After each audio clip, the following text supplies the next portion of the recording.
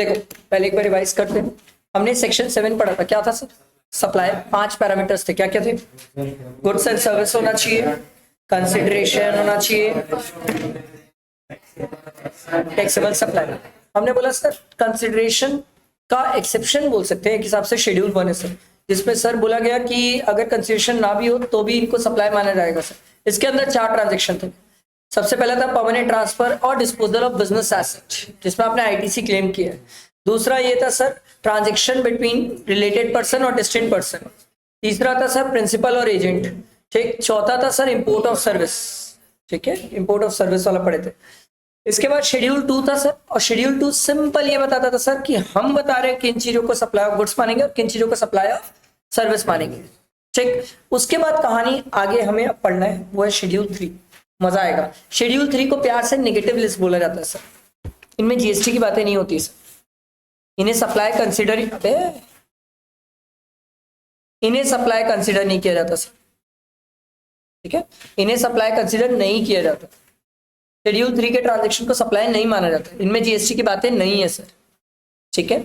चालू करो शेड्यूल 3 के ट्रांजेक्शंस, ठीक। सबसे पहले देखो services by the employer to the employee to the employer in relation to the course of his employment. अगर कोई भी एम्प्लॉयर अपने एम्प्लॉयमेंट के कोर्स में किसको सर्विसेज दे रहा है? एम्प्लॉयर को। तो सरकार बोलती है उस केस में इसे सप्लाई ऑफ सर्विस नहीं माना जाएगा। आसान भाषा में, मैं किसी के अंदर अगर नौकरी कर रहा हूं तो नौकरी करना is not a service for the purpose of GST. नहीं तो हर आदमी जो सैलरी कमाता है उसकी सैलरी पे जीएसटी आ जाता है, ठीक है। इसलिए सरकार ने छोड़ दिया, और जेन्युइनली सही है सर। कोई आदमी अगर सैलरीड पर्सन है तो आप वहां पर छोड़ दो, बट सरकार ने बोला सर एक खास बात सरकार ने बोला, इन the course of his employment. मतलब मैं अगर किसी के अंडर नौकरी कर रहा हूँ, इन द कोर्स ऑफ एम्प्लॉयमेंट में अगर उसके अंडर कोई सर्विसेज दे रहा हूँ और उसके लिए वो मेरे को पैसा दे रहा है, तो सरकार बोलती है उस केस में जीएसटी नहीं है। बट अगर मैं अदर देन एम्प्लॉयमेंट उसके लिए कुछ करके दे रहा हूँ तो सरकार बोलती है इस केस में जीएसटी है। एग्जाम्पल, मान लो मैं एज अ सीए किसी की फर्म में ज्वाइन किया और वहां पर मैं सब काम कर रहा हूँ, टैक्स ऑडिट फाइनेंस का काम करता हूँ। अब मान लो एक आदमी है जो मेरे पास, या समझो एम्प्लॉयर ने मेरे को बोला कि यार ये वाला काम मेरे लिए कर दे। मैं बोला सर ये वाला काम तो मैं करता नहीं हूं, मैं तो आपके पास इस चीज के लिए हूं नहीं। चलो मान लो लॉ का काम करने बोल दिया, लॉ का काम मेरा तो नहीं था सर। अब मैं बोला सर ये काम मैं करता नहीं हूं, मेरा काम तो ऑडिट टैक्स और फाइनेंस है। बोले तू अलग से कर दे, जो तेरा रहेगा मैं अलग से दे दूंगा। अगर ये जो अलग से बात हुई ना, इस पे जीएसटी है, इस पे जीएसटी है, क्योंकि ये इन द कोर्स ऑफ एम्प्लॉयमेंट नहीं है। अगर कोई भी चीज इन द कोर्स ऑफ एम्प्लॉयमेंट नहीं है, उससे आउटसाइड अगर कुछ कर रहे, सरकार बोली उस सर्विस पे जीएसटी है सर, उस सर्विस पे जीएसटी, उस गुड्स पे भी जीएसटी है। जैसे मान लो एम्प्लॉयर ने एम्प्लॉय को अपॉइंट किया, उसको सैलरी दी, कोई दिक्कत नहीं है, उस पे जीएसटी नहीं है। एम्प्लॉयर अपनी दुकान से एम्प्लॉय को फ्रिज दे रहा है सर, कि चल यार मैं तेरे को फ्रिज दे देता हूँ, तो फ्रिज तो इन द कोर्स ऑफ एम्प्लॉयमेंट नहीं था सर। सरकार बोली ये सप्लाई ऑफ गुड्स है, इस पे जीएसटी है सर। क्या बोलना चाह रहा हूँ, समझ आ रहा है? इन द कोर्स ऑफ एम्प्लॉयमेंट हुआ कोई भी काम तो उस पे जीएसटी नहीं है। एम्प्लॉयमेंट के अलावा कुछ और कर रहे हो जो आपके एम्प्लॉयमेंट के एग्रीमेंट में नहीं लिखा हुआ है, अलग से कुछ करके दे रहे हो आप अपने एम्प्लॉयर को, उसके लिए एम्प्लॉयर आपको पैसा दे रहा है, सरकार वाली इस पे जीएसटी है। समझ आया? क्योंकि sir in the course of employment जो होता है उसमें सेक्शन 192 टीडीएस का बीच में आता है, और हम टीडीएस काट देते हैं सैलरी में। तो सर आप समझो ना, एक ही चीज में टीडीएस भी, इनकम टैक्स भी अप्लाई करोगे और जीएसटी भी अप्लाई करोगे, डबल टैक्स नहीं हो जाएगा? तो इसीलिए सरकार ने बोला कि सर अगर कोई इन द कोर्स ऑफ एम्प्लॉयमेंट है और एम्प्लॉयमेंट के कोर्स में अगर वो कुछ काम करके दे रहे हैं उसके लिए, तो सरकार बोली उस पर जीएसटी नहीं है। Other than course of employment कोई अगर कुछ करके दे रहा है तो सरकार बोली उस पर जीएसटी। जैसे समझो मैं अपने एम्प्लॉयर को बोला मैं तेरे यहाँ नौकरी करूंगा, बोला ओके, सरकार बोली ये जो नौकरी कर रहे हो इस पे जो पैसा मिलेगा इस पे जीएसटी नहीं है। अब मैं अपने एम्प्लॉयर को बोला सुन पे तेरे को घर चाहिए था ना, मैं प्रॉपर्टी का भी काम करता हूँ, तेरे को चाहिए तो घर दिलवा देता हूँ। एम्प्लॉयर बोला दिलवा दे यार। अब आप समझो मैं उसके यहाँ नौकरी कर रहा था तो मेरा काम प्रॉपर्टी दिलवाना तो नहीं था, मैं अपने एम्प्लॉयर को प्रॉपर्टी दिलवाया। अब इसमें जो कमीशन ब्रोकरेज जो भी खाया होगा सरकार बोली इस पे जीएसटी, इसको नहीं छोड़ेंगे, क्योंकि ये इन द कोर्स ऑफ एम्प्लॉयमेंट नहीं हुआ है सर, ये आप अलग से करके दे रहे हो। क्या बोला, समझ आई बात? ड्रग्स बैठा दिमाग में? तो हमें कैसे पता चलेगा कोई काम क्या बोलते कर सकते हैं कि नहीं कर सकते, कि इस पे जीएसटी होगा कि नहीं होगा? हम एम्प्लॉयमेंट का एग्रीमेंट चेक करेंगे सर कि ये आदमी का एम्प्लॉयमेंट के एग्रीमेंट में क्या लिखा हुआ है। जो काम एम्प्लॉयमेंट के एग्रीमेंट में लिखा है उस पर जीएसटी नहीं है, जो काम एम्प्लॉयमेंट के एग्रीमेंट में नहीं लिखा है उस पर तो जीएसटी है। आई बात समझ? भले ही एम्प्लॉयर एम्प्लॉय का रिलेशन हो, भले ही एम्प्लॉयर एम्प्लॉय का रिलेशन हो, समझ आई बात सबको? देखो इन्होंने कुछ बताया sir, services supplied outside employment, outside कुछ अलग से करके दे रहा है सर, एम्प्लॉयमेंट में नहीं है सर, तो सरकार बोली वो टैक्सेबल है सर, उसको नहीं छोड़ते हम।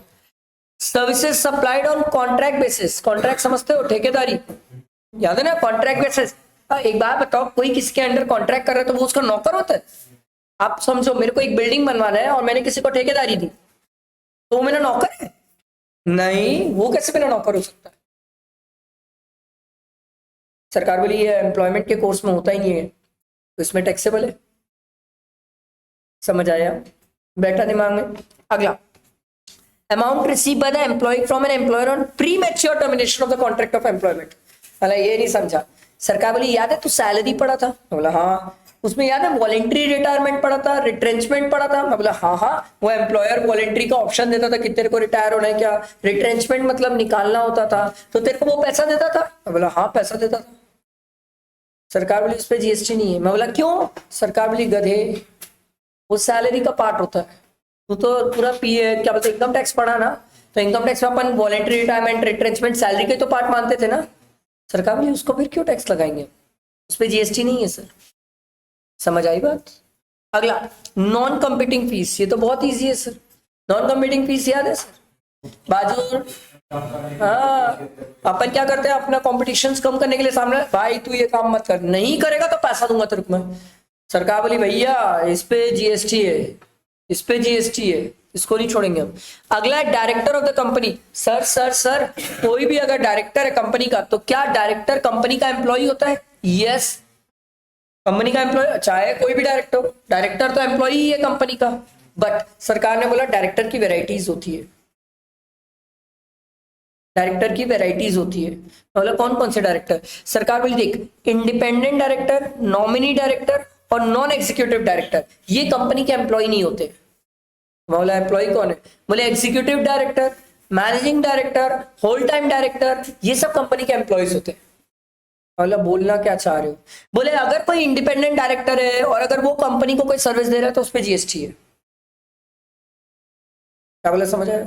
और अगर मैं होल टाइम डायरेक्टर, जैसे Mukesh Ambani whole time director अपनी कंपनी का, वो अगर अपनी कंपनी को सर्विसेज दे रहा है, सरकार बोली उस पर जीएसटी नहीं है, क्योंकि वो in the course of employment आ जाएगा।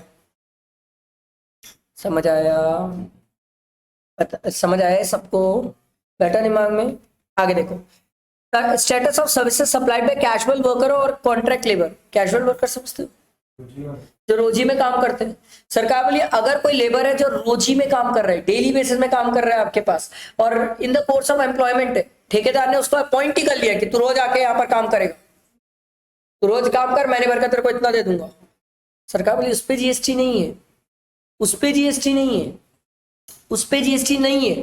पर अगर कोई ठेकेदार है, कोई अगर ठेकेदार है और लेबर लेके आता है, उसको एम्प्लॉय नहीं कर रहा है वो लेबर को, वो लेबर को रोज दिन नए नए लेबर लेके आ रहा है, तो वो in the course of employment नहीं है। सरकार बोली उस केसेस में जीएसटी आ जाएगा सर। लगाते नहीं है, आ जाएगा वक्त। लगता क्यों नहीं, लगाते क्यों नहीं है पता है? सर्विस कौन देता है? लेबर। अब आप समझो लेबर क्या करेगा, कॉन्ट्रैक्ट से जीएसटी लेके गवर्नमेंट को जमा करेगा? सही में लेबर ही करेगा, सीरियसली। इसीलिए समझ आया? बैठा दिमाग में? ये क्लियर हुआ?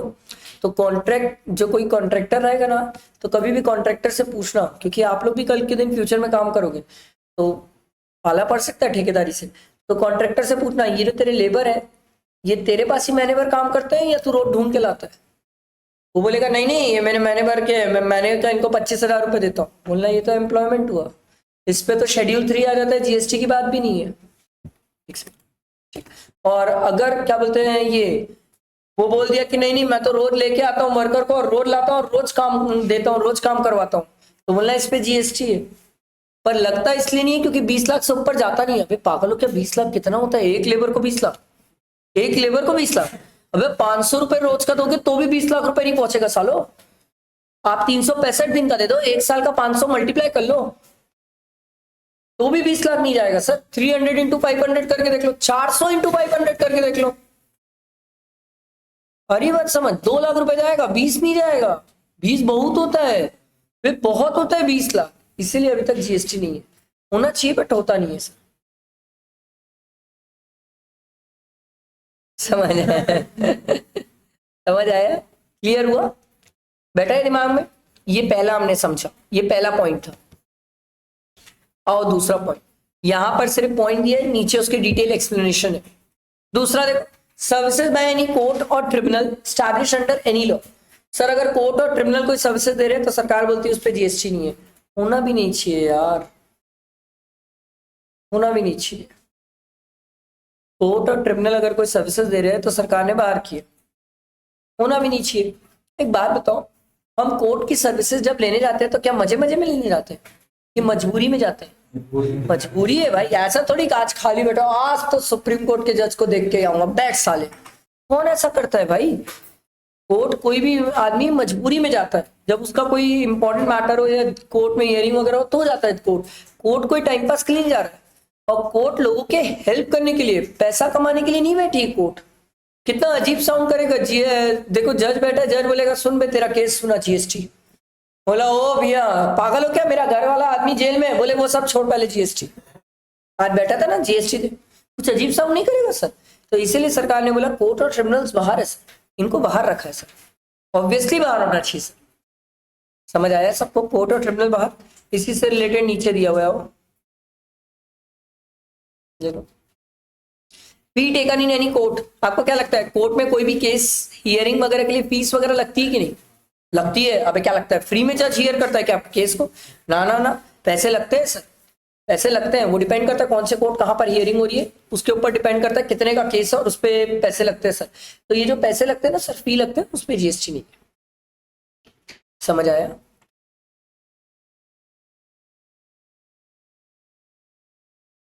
क्वांटम डिसाइड होता है आपका कैसा केस है सर। ठीक है, कोर्ट मतलब district, high court, supreme court, सब कोर्ट्स कवर्ड है सर, सब कोर्ट कवर्ड है। क्लियर हुआ है सबको? अगला next third point of services by any court और tribunal under any law for the timing in force. ये तो ऊपर वाला ही पॉइंट हो गया।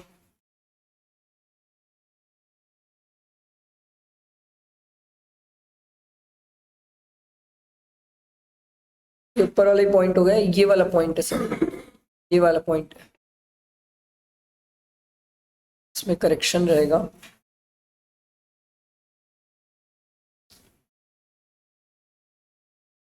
इसको काट दो, इसको सेकेंड पॉइंट बना दो और ये थर्ड है।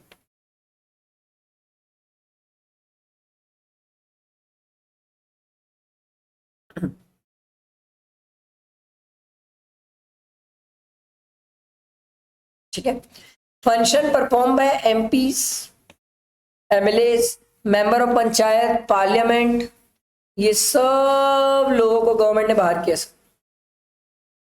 ये सब लोगों को गवर्नमेंट ने बोला इनमें जीएसटी की बातें नहीं है सर।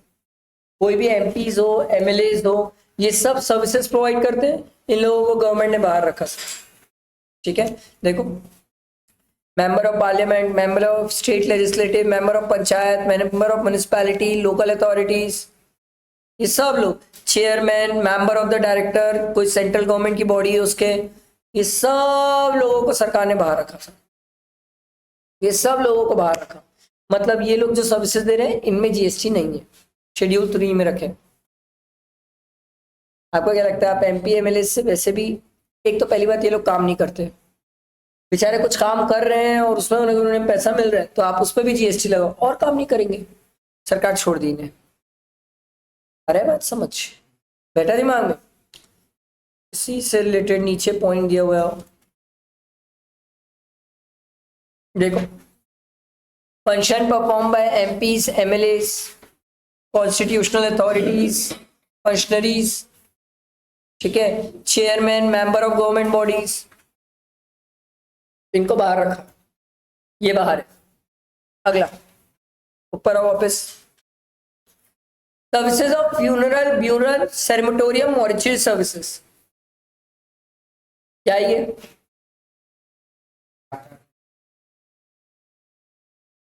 अरे मरने के बाद क्या क्या करते हैं, दफना देते हैं या जला देते हैं, ऐसे ही तो कुछ होता है। वाह, मरने के बाद क्या करते हैं, अंतिम संस्कार। ठीक है भाई, funeral, burial, crematorium, mortuary services, ये सब सर्विसेज को जीएसटी से बाहर रखा गया। आप सोचो कोई आदमी मर रहा है, वो बढ़ते कदम वाली गाड़ी नहीं देखी हो, लेके जाती है, अच्छा पैसा लेती है ना, ठीक है, बढ़ते कदम वाली गाड़ी आती है लेके जाती है, कितना अजीब साउंड करेगा कि कोई आदमी मर गया उसको लेके जा रही है गाड़ी, वहां पर गाड़ी के अंदर से चिल्ला रहे राम नाम सत्य है, और इधर बाहर से चिल्ला रहे जीएसटी बड़ा मस्त है, जीएसटी दो, जीएसटी दो। कितना मारेंगे लोग, आप सोच के देखो, सरकार को सोच के देखो कितना अजीब साउंड करेगा। जो जिसके फैमिली का कभी कोई मरा होगा ना, वो आदमी उस गवर्नमेंट ऑफिसर को बाजू में दफना देगा, तू आप हाथों हाथ, एक तो हो ही रहा था, तू भी आ जा। समझ आ रहा है सर, इसीलिए इस पे जीएसटी नहीं है, वो भी नहीं सकता। किसी की डेथ में आप जीएसटी कैसे लोगे,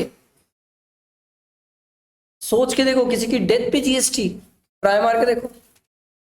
मैं तो नहीं मार रहा, जिसको जाना है जाओ, ट्राई तो मार के देखो, वो आपको बाजू में दफना देगा। आप सोचो उस टाइम वो आदमी गम में होता है, दुख में होता है, और आप उसको बोले जीएसटी, मर गया 18%। अरे समझ, सरकार इसीलिए छोड़ दी, funeral, burial, crematorium, mortuary services, ये सब छोड़ दिए। ठीक है, दफनाना, जलाना, ठीक है, या जिसमें जो प्रथा होती होगी, जिसके जो कास्ट में रहता होगा, जो भी रहता होगा, सरकार ने सब छोड़ दिया। ठीक है, इवन मॉर्चरी सर्विसेज को भी छोड़ दिया। ठीक, ये सब छोड़ दिया, including transportation of the deceased. मरे हुए आदमी को ले जाना, उस पर भी जीएसटी नहीं है, तो जिंदा आदमी को ले जाओगे तो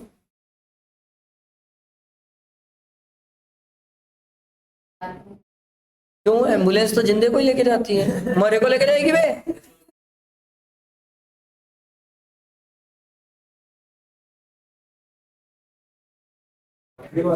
ट्रांसपोर्टेशन ऑफ डिजीज लिखा है, डिजीज मतलब मर गया कोई आदमी, तो मेरा क्वेश्चन, अरे मैं बोल रहा हूँ जिंदा आदमी को लेके जा रहे तो उस पर जीएसटी है कि नहीं, जिंदा इंसान एम्बुलेंस पे जा रहा है उस पर जीएसटी है कि नहीं है,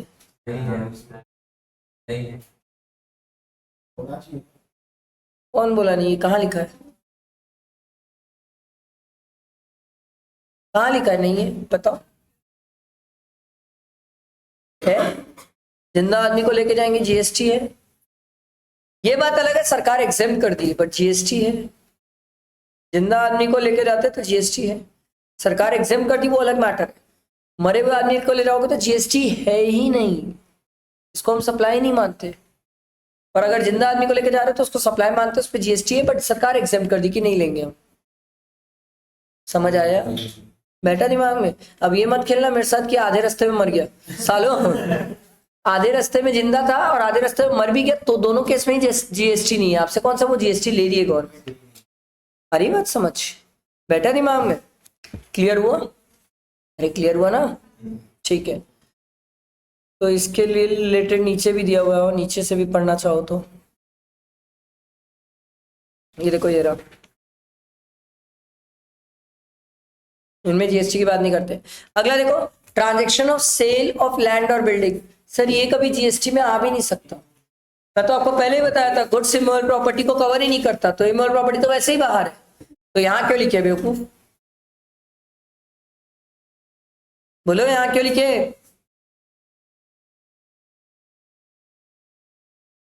इन लोगों ने यहाँ इसलिए लिख के बताया क्योंकि कारण है, आप समझ नहीं रहे हो, आप बिल्कुल नहीं समझ रहे हो।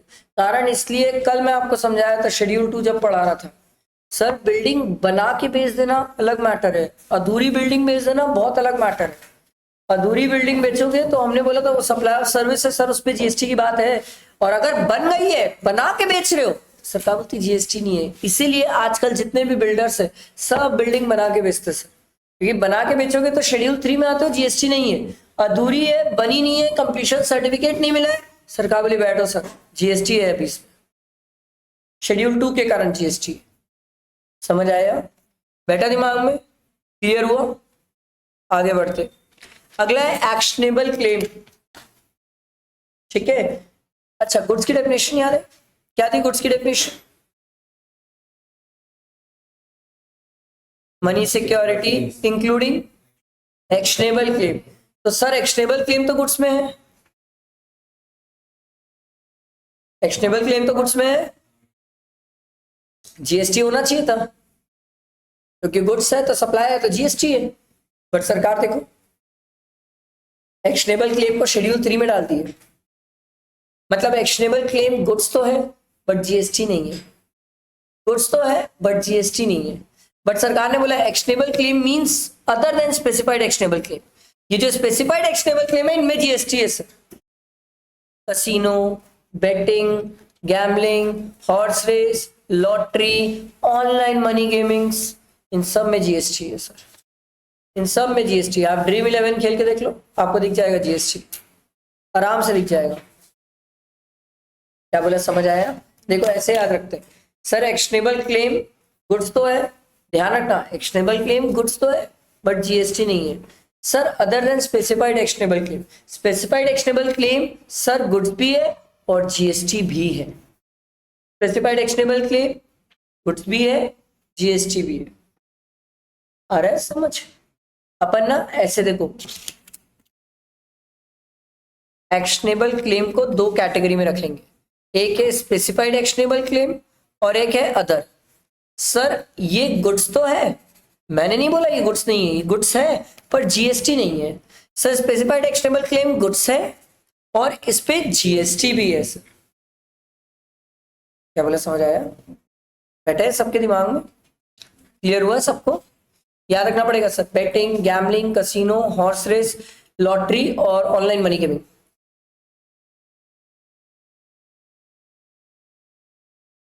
क्लियर हुआ सबको? आगे देखते हैं। देखो, supply of goods from a place in a non taxable territory to another place in a non taxable territory without such goods entered into India. मैं बोला ये क्या हो रहा है भाई? सरकार बोली समझ, यूएस वाला आदमी दुबई वाले आदमी को माल बेचा तो सरकार बोली जीएसटी नहीं है। बोला वाह गुरु जी, बताने की जरूरत थी? बोले हाँ, नहीं बताते तो ये इंडिया है, कोई भरोसा नहीं है अफसर का। कल के दिन जीएसटी ऑफिसर बोले जीएसटी इसमें, बोले कैसे? बोले वो सब नहीं पता, लिखा तो नहीं है तो जीएसटी है। सीरियसली ऐसे ही होता है जीएसटी में, जो चीज नेगेटिव लिस्ट में नहीं है सब में जीएसटी है, तो इसीलिए डाल दिए।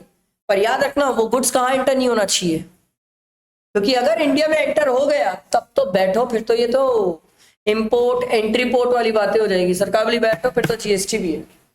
इंडिया में एंटर नहीं होना चाहिए, मतलब वर्धमान सर अगर यूएस से खरीद के दुबई में बेच दे तो जीएसटी नहीं है, पर वर्धमान सर यूएस से गुड्स खरीद के इंडिया में लाए और फिर दुबई में बेच रहे, बैठो सरकार वाली जीएसटी है। बाहर के बाहर निपटा दो, जीएसटी नहीं है। इंडिया एंटर किया, जीएसटी आ जाएगा सर पिक्चर। समझ आई बात? क्लियर हुआ ये सबको? अगला ये बड़ा प्यारा है, supply of warehouse goods to any person before clearance for home consumption. अब ये समझो, ये कस्टम की बात है, ये सीएमए वाले अच्छे से समझेंगे एक समय बाद, कस्टम जब पढ़ लेंगे। सर ध्यान से सुनना, मान लो मैंने कोई गुड्स इंपोर्ट किया, अब इंपोर्ट किया तो मेरा माल आ गया पोर्ट में, तो कस्टम ऑफिसर मेरे को बोला ए भाई तेरा माल ले जा। बोला अरे भैया दुकान और गोडाउन में तो जगह नहीं है, कैसे करूंगा? बोले एक काम कर, कुछ समय तक तू हमारे गोडाउन में माल रख ले। मैं बोला फिर क्या होगा? बोले ये गोडाउन में भी माल पड़ा है, बाद में तू इसको अपने पास से ले जाना, अपने पास ले जाना, जिस दिन तेरा गोडाउन खाली हो जाए या दुकान खाली हो जाए तो इसको अपने पास ले जाना। तो जब कोई गुड्स इंपोर्ट होता है और उसको हम अपने घर नहीं ले जा पाते क्योंकि हमारे पास जगह की शॉर्टेज होती है, तो कुछ टाइम पीरियड तक वो गुड्स को कहाँ रखवा लेते हैं? हम वेयर हाउस में रखवा लेते हैं, चाहे गवर्नमेंट का हो प्राइवेट का हो, किसी के वेयर हाउस में रखवा लेते हैं। तो सरकार बोली जब तक वो वेयर हाउस में पड़ा है ना उस पर जीएसटी नहीं है, जिस दिन वो वेयर हाउस से घर लेके जाओगे ना उस पर जीएसटी आ जाएगा, क्योंकि इंपोर्ट पे जीएसटी लगता है सर, इंपोर्ट पे जीएसटी लगता है। समझ आया? बैठा दिमाग में? क्लियर हुआ? कोई भी गुड्स हमने इंपोर्ट किया, इंपोर्ट करके सामान आ गया, मैं अगर उसको अभी गोडाउन में रखा हूं तो जीएसटी नहीं है, अगर गोडाउन में नहीं रखा हूं और उसको घर लेके चले गया तो जीएसटी है। जब तक गोडाउन में पड़ा है तब तक सर उस पर जीएसटी नहीं है। तो एक स्टूडेंट बोला वाह सर मैं तो गोडाउन से ही बेच देता हूँ, घर ही नहीं ले जाता। एक आदमी आया गोडाउन से, अबे कोई तो घर लेके जाएगा, तू जिसको बेचेगा वो आदमी तो घर लेके जाएगा, और सर वो भी किसी और को बेच दिया। अबे जिसको भी बेचेगा कोई तो, तू 100 को बेच दे, 100 आदमी तो लेके जाएगा ना गुड्स घर, कोई तो लेके जाएगा। सरकार भी जो घर लेके जाएगा उससे जीएसटी की बात करेंगे। समझ आई बात? बेट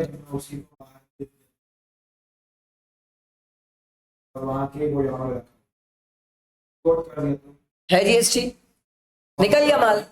एक्सपोर्ट करने के लिए भी तो निकला ना गोडाउन से माल निकला, जीएसटी। माल ही मत निकालो, नो जीएसटी। समझ आया? बैठा दिमाग में? अगला ये बड़ा जबरदस्त है, इसको ना बाजू में लिखो तो, इसको अपन हाई सी सेल बोलते हैं।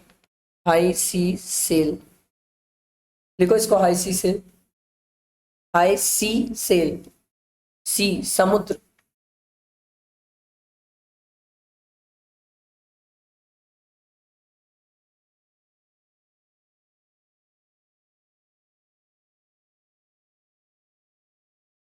ये देखो इधर नीचे आओ एक मिनट, पेज नंबर 53 में आओ। ये वाला पॉइंट अभी आप लोग में मैं नहीं डालूं, मैं आप लोगों में नहीं डालूंगा ये पॉइंट आप लोगों में नहीं है।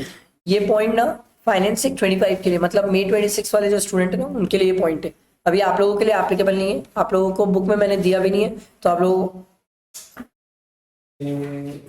दिमाग नहीं लगाना इसमें।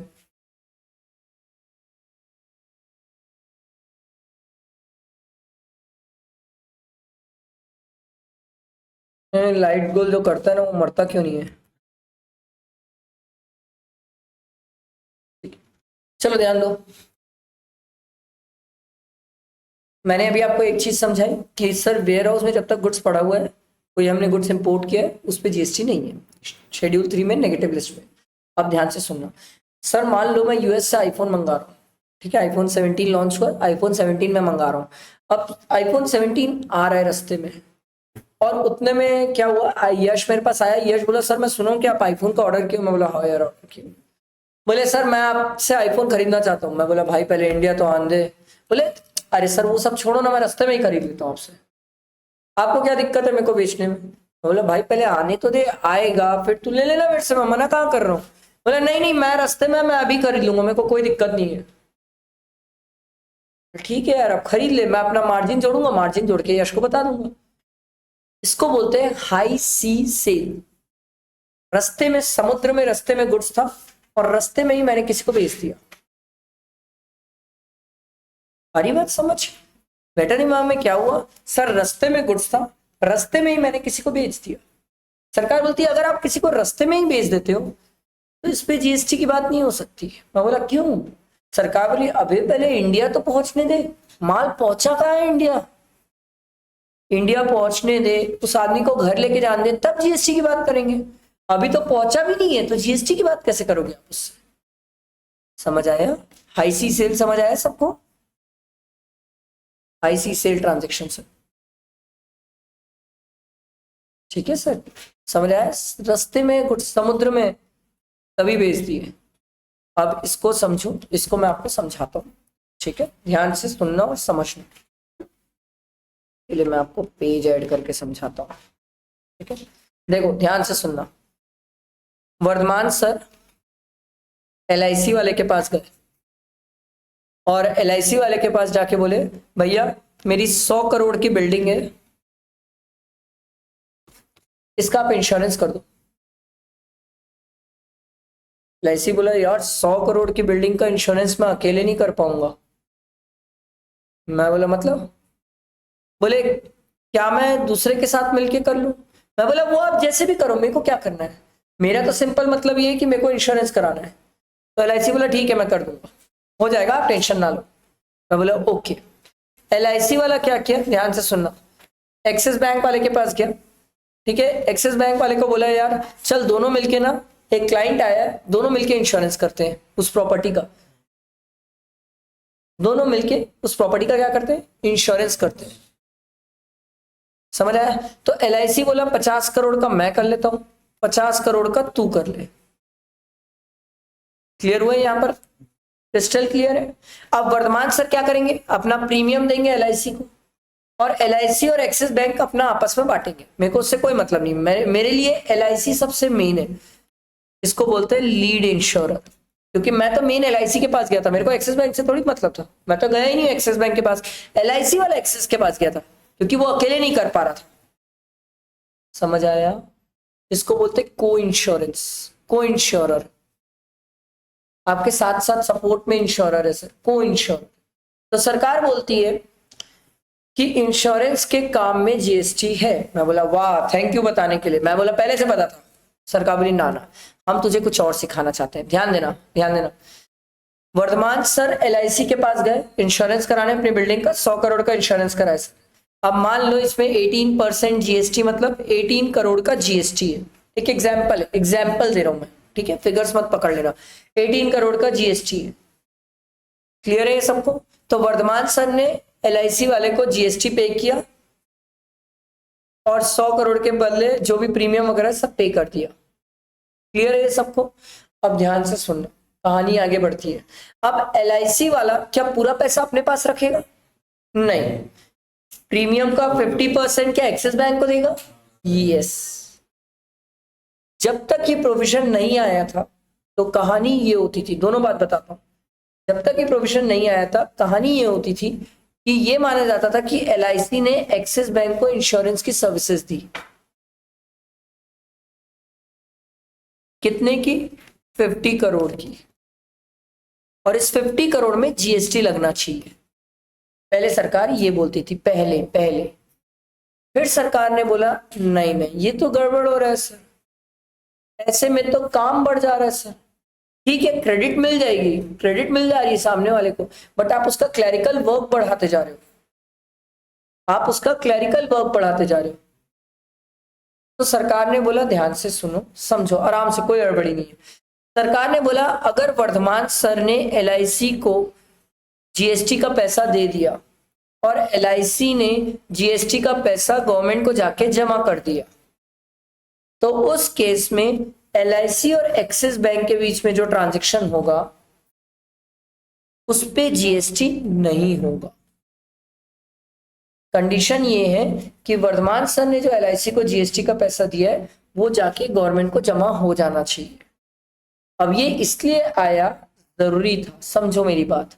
वर्धमान सर पूरा पैसा LIC को 100% दे चुके हैं और 100% पैसे पे GST दे चुके हैं। LIC क्या करता था? 50% खुद रखता था, 50% एक्सिस बैंक को दे देता था, फिर एक्सिस बैंक जाके 50% में GST जमा करता था। तो आपको नहीं लगता वर्क बढ़ गया था, काम बढ़ गया था? सरकार ने काम कम किया। सरकार बोली LIC को जब 100% पहले पैसा मिल चुका है तो क्यों ना LIC ही पहले पैसा पूरा जमा कर दे। LIC ही पूरे टैक्स का पैसा अगर जमा कर देती है तो सरकार बोलती है उस केस में हम LIC और एक्सिस बैंक के बीच में जो काम हो रहा है इस पे GST की बात नहीं करेंगे। पर अगर LIC 50% में GST जमा करती है गवर्नमेंट को तो सरकार बोली बचे हुए 50% में एक्सिस बैंक को GST जमा करना पड़ेगा। ऑल टुगेदर देखो तो गवर्नमेंट बोलती है हमें एक बार पूरा GST दे दो, हम दूसरी बार GST की बात करेंगे ही नहीं। अगर आप एक बार हमें पूरा GST नहीं दोगे तो फिर दूसरी बार बचा हुआ GST तो आपको हमें देना पड़ेगा। समझ आ रही बात? नुकसान किसी का नहीं है, GST पहले भी उतना जा रहा था, आज भी उतना ही जा रहा है, बस अंतर इतना है कि क्लैरिकल काम रोकती है, थोड़ा आसान कर दिए, प्रोसीजर आसान। LIC जमा कर दी, एक्सिस बैंक के ऊपर टेंशन खत्म हो गया। समझ आ रहा है? बैठा दिमाग में? ये प्रोसीजर आसान कर दिए। क्लियर हुआ? गवर्नमेंट को GST पहले भी मिल रहा था, आज भी मिल रहा है, पहले भी मिल रहा था, आज भी मिल रहा है। बेटर है एक्सिस बैंक एक बार में पूरा जमा कर दे तो LIC बैंक एक बार में पूरा जमा कर दे LIC, तो उस केस में फिर एक्सिस को कुछ जमा नहीं करना पड़ेगा। पर अगर LIC ने 50% पे GST जमा किया, LIC बोला नहीं मैं अपनी ठसन में रहूंगा, साले मेरा पार्ट तो 50% है, मैं इसमें ही GST जमा करूंगा, तो मर गए। फिर एक्सिस बैंक को बचे हुए 50% में क्या बोलते GST जमा करके आना पड़ जाएगा। समझ आई बात? रियल लाइफ में ये होता था कि LIC पूरा जमा कर देता था, रियल लाइफ में LIC पूरा जमा कर देता था, पर उसके बाद भी क्या होता था, गवर्नमेंट एक्सिस बैंक को परेशान करती थी। गवर्नमेंट एक्सिस बैंक को बोलती थी अरे तुम्हारे पार्ट का GST, बोले अरे LIC वाला तो जमा किया है, बोले जाओ उससे लिखवा के लाओ कि वो तुम्हारे भी आप में जमा कर दिए GST।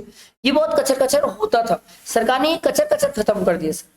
सरकार बोली एलआईसी पूरा जीएसटी दे दे, हम एक्सिस बैंक और एलआईसी के बीच के ट्रांजैक्शन में जीएसटी की बात करेंगे ही नहीं, क्योंकि हमें यहां से जब पूरा जीएसटी मिल गया तो हम यहां पर घुसे ही क्यों बीच में जीएसटी के लिए। यहां आप जीएसटी नहीं दोगे तो हम यहां पर बीच में घुसेंगे। आप दे दो ना जीएसटी, पहली बार में पूरा दे दो, हम दूसरी बार घुसेंगे नहीं। समझ आई बात क्या बोला मैं? बैठा दिमाग में? मैं चाहता हूं इसको पढ़ो, तब पढ़ेंगे सर।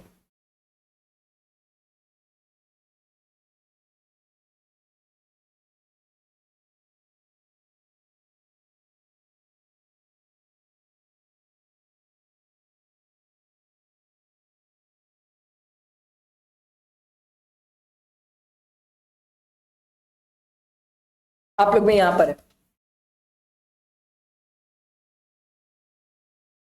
ये रहा पेज नंबर 49।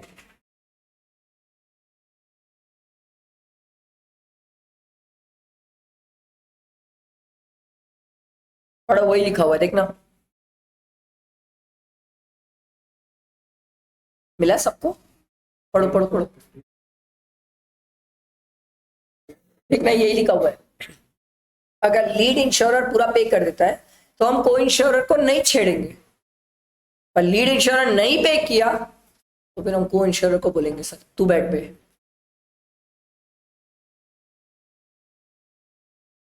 समझ आई कहानी? तो आपसे कोई पूछा कि सर कौन से ट्रांजेक्शन को शेड्यूल 3 में डाला है, तो बोलना सर लीड इंश्योरर और को इंश्योरर के बीच का जो ट्रांजेक्शन है इसको शेड्यूल 3 में डाला है।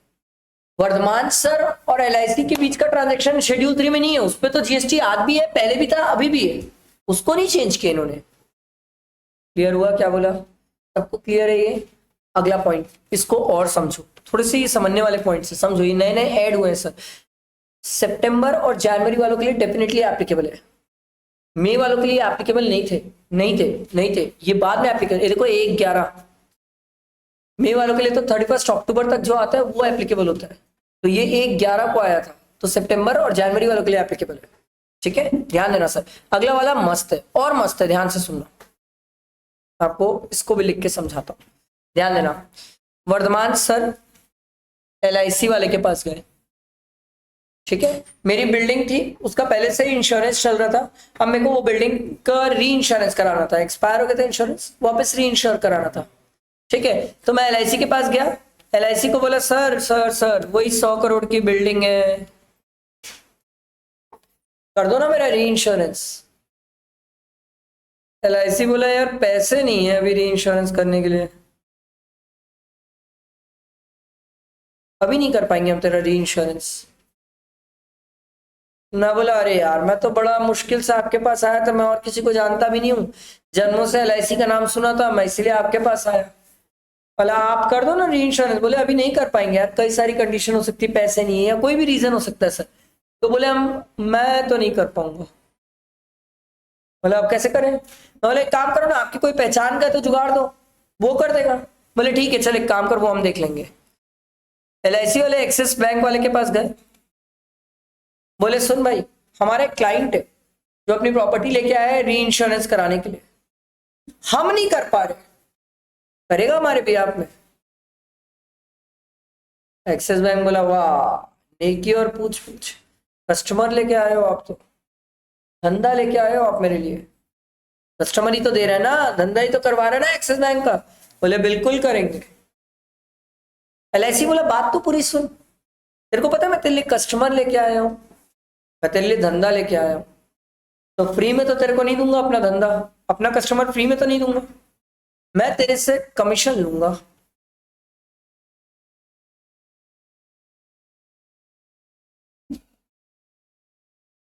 क्या बोला समझ आया? बेटा दिमाग में, एलआईसी वाला अपना कस्टमर दे रहा है एक्सिस बैंक को, कोई अपना फ्री में कस्टमर दे देगा क्या? कमीशन नहीं लेगा उससे? लेगा। तो एक्सिस बैंक को बोला भाई देख मैं तेरे को अपना कस्टमर देने को तैयार हूं, बट कंडीशन ये है कि मैं तेरे को क्या करूंगा, कमीशन लूंगा भाई। समझ आ रही है बात? बैठा दिमाग में? क्रिस्टल क्लियर हुआ यहां तक? यहां तक क्लियर है सबको? अब ध्यान से सुनना, सरकार ने बोला अगर वर्धमान सर और एलआईसी के बीच में जो इंश्योरेंस वाला काम हुआ था, री इंश्योरेंस वाला काम, अगर इस पे जीएसटी पे हो चुका है, री इंश्योरेंस पे भी जीएसटी है सर, अगर इस पे जीएसटी पे हो चुका है तो सरकार बोलती है उस केस में LIC जब एक्सिस बैंक को री इंश्योरेंस करने के लिए देगा और एक्सिस बैंक से जो कमीशन लेगा ये कमीशन पे GST नहीं हो। आप समझो, पता है आपको एक मस्त वाली बात बताता हूं। रियल लाइफ में तो ऐसा है कि आप LIC के पास जाओगे ना, अगर वो री इंश्योरेंस नहीं कर पाएगा ना तो भी आपको नहीं बताएगा। ये तो मैं आपको बता दिया। LIC वाला कभी नहीं बताएगा। LIC वाला क्या करेगा, अंदर ही अंदर सेटिंग रहेगी उसकी, वो एक्सिस बैंक वाले से बात कर लेगा, यार देख ले री इंश्योरेंस कर देगा क्या मेरे बदले। आपको नहीं पता चलेगा, आप तो ये सोचोगे हाँ मेरा LIC री इंश्योरेंस किया, नहीं किया है। LIC तो किया ही नहीं है, एक्सेस किया है। आपको नहीं पता चलेगा, एक कस्टमर को नहीं पता चलता सर, एक कस्टमर को नहीं पता चलेगा सर। तो सरकार बोली कोई बात नहीं, कोई बात नहीं, अगर LIC और वर्धमान सर के बीच में जो ट्रांजैक्शन हुआ है, अगर उस पे जो री इंश्योरेंस हुआ है, अगर उस पे GST हो गया तो यही जो री इंश्योरेंस एक्सिस बैंक कर रहा है उस पे हम GST की बात नहीं करेंगे, और जो कमीशन पे कर रहा है उस पे GST की बात नहीं करेंगे सर। आ रही बात समझ। अब अगर आप यहाँ कमीशन पे GST की बात करोगे तो मेरे को एक बात बताओ, आपको नहीं लगता इंश्योरेंस महंगा हो जाएगा? और इंश्योरेंस जरूरत है, इंश्योरेंस आदमी मजे के लिए नहीं कराता, इंश्योरेंस जरूरत पे कराता है। तो अगर आप इंश्योरेंस महंगा कर दोगे तो लोग इंश्योरेंस कराना बंद कर देंगे। बार बार GST लगाओगे तो इंश्योरेंस महंगा हो जाएगा ना सर। हम तो पढ़ के आए ना, इनडायरेक्ट टैक्स से इन्फ्लेशन लेके आता है सर, चीजें इन्फ्लेट कर देता है, तो इन्फ्लेट हो जाएगा सर। समझ आया? बैठा दिमाग में, इसको पढ़ो सब, यहां से पढ़ो।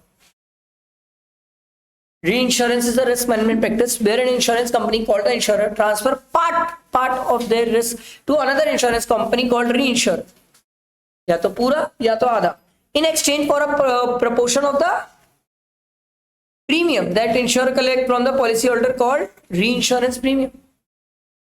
ठीक है, तो सर ध्यान देना सर, LIC वाला पूरा क्या बोलते हैं उससे एक्सेस से री इंश्योरेंस करा सकता है या तो आधा करवा सकता है। अगर आधा करवाया तो आधा प्रीमियम LIC अपने पास रखेगा, आधा प्रीमियम एक्सेस को दे देगा। और अगर पूरा ही री इंश्योरेंस एक्सेस से कराया तो पूरा प्रीमियम किसको ट्रांसफर कर देगा? एक्सेस को। क्लियर हुआ है सबको? आगे देखो, this allows the insurer to manage the risk and financial exposure. The reinsurance often pays a ceding commission। ये देखो कमीशन पे करता है, जिसको रीइंश्योरेंस कमीशन भी बोलते हैं सर। सीडिंग कमीशन, री इंश्योरेंस कमीशन।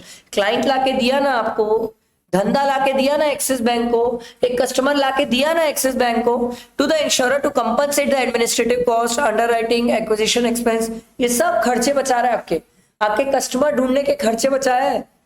आप समझो, कोई मेरे एकदम सिंपल, इंश्योरेंस छोड़ो, आप मेरे को सिंपल समझो, कोई आदमी आया बोला सर मैं आपका लेक्चर भिजवा दूं, मैं भी तो डायरेक्ट भेज सकता था लेक्चर किसी को भी, पर कोई आया मेरे को बोला सर मैं आपका लेक्चर सेल करवा दूंगा। तो सर अगर कोई मेरा लेक्चर सेल करवा देगा तो आपको क्या लगता है फ्री में करवाएगा? कमीशन लेगा कि नहीं सर? वही बात हो रही है सर। अब अगर कोई मेरा खुद लेक्चर सेल करवा देता है तो मेरे को कस्टमर ढूंढना नहीं पड़ेगा, मेरे को एडवर्टाइजमेंट नहीं करनी पड़ेगी, मेरे को मेहनत नहीं करनी पड़ेगी, वो सब कॉस्ट बच जाएगी मेरी। उसी को बचा के मैं क्या देता हूँ सामने वाले को? कमीशन। क्या बोल रहा हूँ समझ आ रहा है? ठीक। By receiving this commission, the insurer is compensated by the expense and reduce its overall burden, making reinsurance financially viable. Generally, while paying the reinsurance premium, insurer deduct the ceding commission and reinsurance commission payable by the reinsurer. अब क्या हो रहा है, ध्यान से सुनना समझना, एकदम ध्यान से सुनना और समझना। LIC वाला एक्सिस बैंक को पेमेंट करेगा किस चीज का? प्रीमियम। ऑब्वियसली प्रीमियम पे करेगा ना सर। तो एक्सिस बैंक को बोला ला कमीशन दे। एक्सिस बैंक बोला सर आप मेरी एक बात समझो, आप मुझे प्रीमियम दोगे, मैं आपको कमीशन दूंगा। एक काम करते ना, नेट अमाउंट पे काम करते ना। मैं बोला मतलब? बोले देखो एक मिनट के लिए समझो, फिगर ले लेते हैं। मान लो LIC को एक्सिस बैंक को 100 रुपए का प्रीमियम देना है और एक्सिस बैंक को LIC को 10 रुपए का कमीशन देना है। तो इन्होंने बोला सर आप एक बात बताओ, 100 रुपए आप हमें दोगे, 10 रुपए हम उसमें से निकाल के देंगे, इससे अच्छा बेटर है आप हमें 90 ही दे दो, कमीशन काट के दे दो। तो सरकार बोली हमें कोई दिक्कत नहीं है, ये चलेगा, ये चलेगा। बट पहली बार जब कस्टमर से 100 रुपए कलेक्ट हुआ था इंश्योरेंस का प्रीमियम का, तो इस पे पहली बार जीएसटी हो जाना चाहिए। अगर इस पे पहली बार जीएसटी हो गया तो सरकार बोली ये जो 10 रुपए की बात है, इस 10 रुपए में हम जीएसटी की बात नहीं करेंगे। पर अगर तुमने ये चालाकी की कि कस्टमर से 100 रुपए लिया पर 90 रुपए में जीएसटी काट के दिया, तो फिर सरकार बोली इस 10 रुपए में हम अलग से जीएसटी आपसे कलेक्ट करेंगे। क्या बोला, समझ आया? किसी को नहीं आया तो पूछ लो।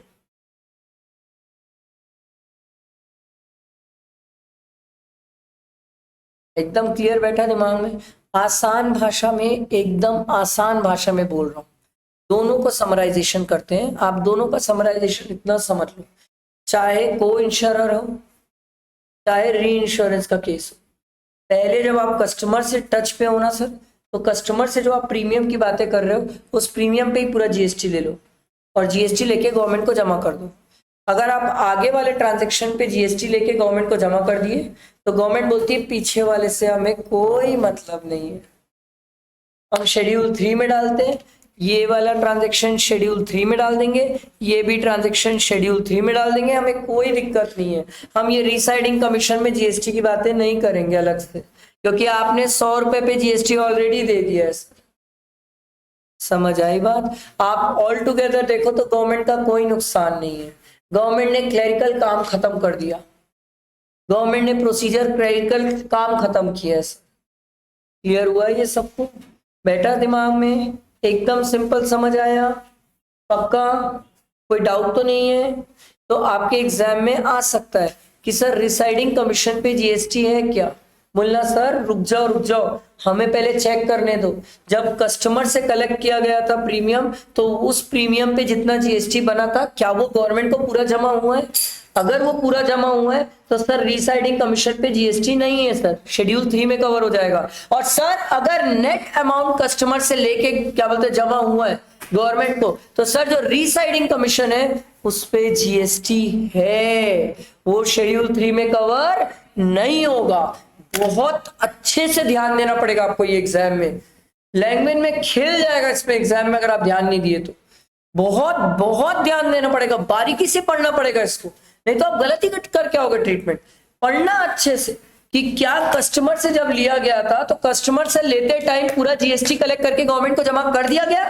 तो अगर पहले वाले पार्ट में पूरा जमा कर दिया गया तो दूसरे वाले पार्ट को मैं शेड्यूल 3 में डालता हूं और जीएसटी नहीं है उस पर।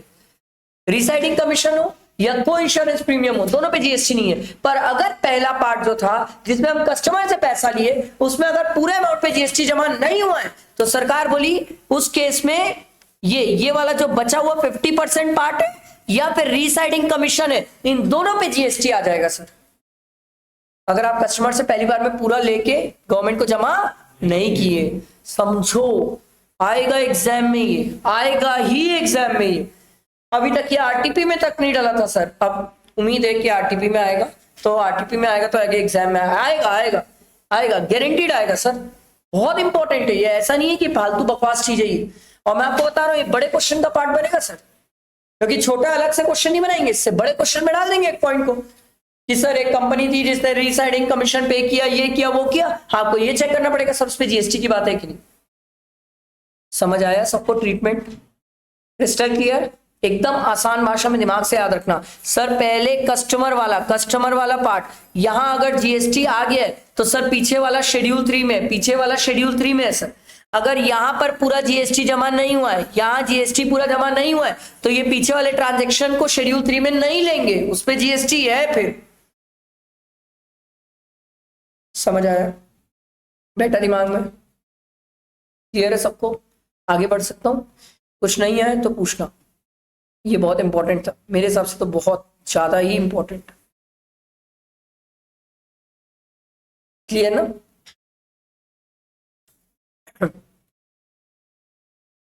आ गया मैं। आओ अगला आ गया। शेड्यूल 3 के ट्रांजेक्शन्स खत्म हो गए सर, ठीक है? शेड्यूल 3 के ट्रांजेक्शन्स खत्म सर, पूरे ट्रांजेक्शन्स खत्म शेड्यूल 3 के। तो एक बार हम क्या क्या पढ़े सर, 10 ट्रांजेक्शन क्या क्या पढ़े।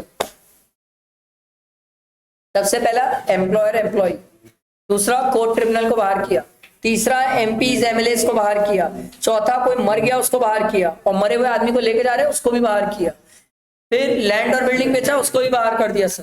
फिर सर एक यूएसए वाला आदमी दुबई वाले को माल बेचता है, उससे आपको क्या करना है सर, बिल्कुल बाहर किया, बस इंडिया में एंटर मत करवा देना गुड्स को। उसके बाद सर कोई गुड्स वेयर हाउस में पड़ा हुआ है उसको बाहर किया, कोई गुड्स हाई सी से रास्ते में और बेच दिया उसको बाहर किया। सर ये को इंश्योरर वाला अगर आगे प्रीमियम कलेक्ट करके कस्टमर से पूरा गवर्नमेंट को जमा हो गया तो को इंश्योरर वाले प्रीमियम पे जीएसटी नहीं है, शेड्यूल 3 में रख के बाहर कर दिया।